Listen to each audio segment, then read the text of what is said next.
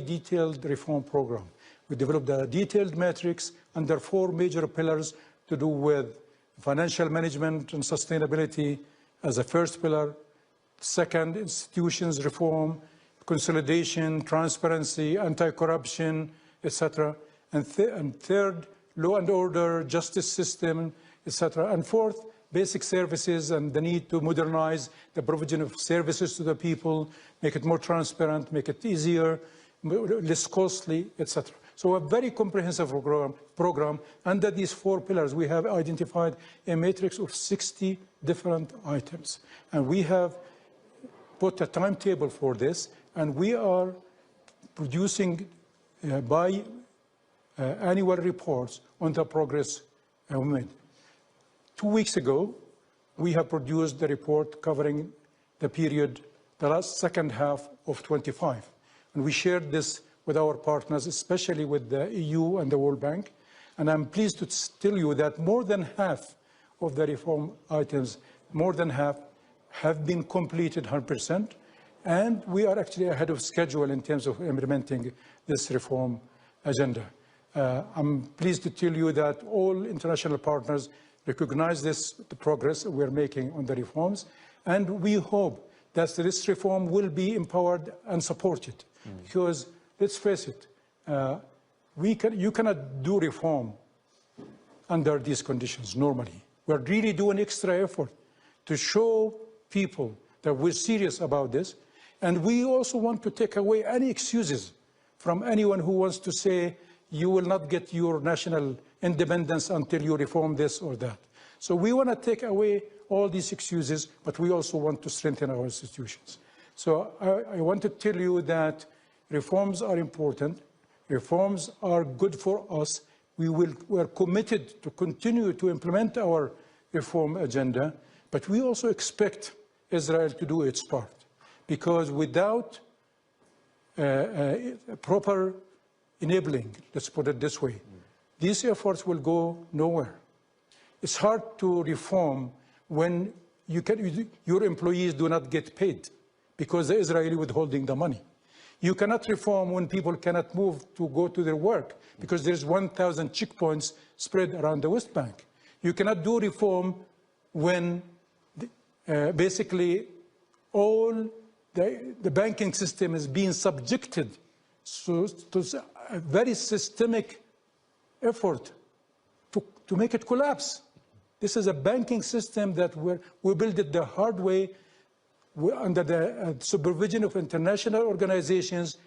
The Palestinian Monetary Authority is a very good institutions regulating the banking system. The IMF visit and check on what we have. We have an anti-money laundering law that we're very proud of. We work very closely with the US Treasury. We work very closely with the UK Treasury. We are open to anyone who wants to look at our systems and make sure that we are implementing the international best practice when it comes to transparency and anti-corruption and the banking system. So we will continue with reforms, but we also want the international community to help us with Israel doing their part. Thank you. And I would like to, I know we are almost out of time, but just to finish with the economy, because you are not only the Prime Minister, but also someone who's really been a thought leader, and you've been playing such a pivotal role in the Palestinian economy over the years. Is this the biggest crisis, economic crisis?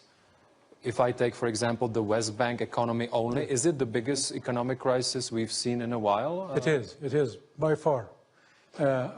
During the last 2 years, since the war in Gaza, the economy, according to the World Bank statistics, the economy have contracted by 30%. So GDP has contracted by 30%. It's never before. Second, unemployment was about 15% in the West Bank before the war. In the West Bank, it is about 34% today. Gaza, 85% unemployment. So the average Palestinian unemployment rate now is 51%. Obviously, the The budget deficit has increased because of the fact that Israel is withholding our money.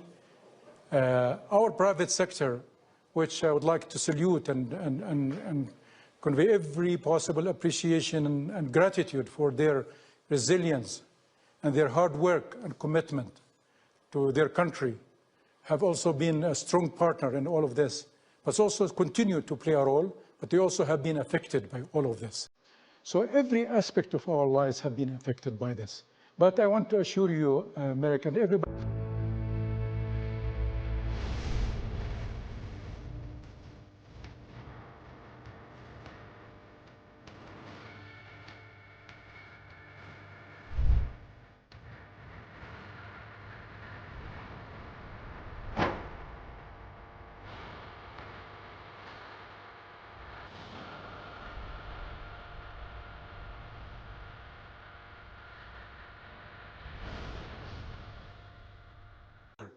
So I will want to end, if I may, also to say a big thank you to all our partners, but most importantly for our people, especially for our people in Gaza. Mr. Prime Minister, thank you so much for sharing your perspectives here at such a pivotal time. And I really hope that the current efforts can really bring us to peace as rapidly as possible. Thank you so much. Thank you.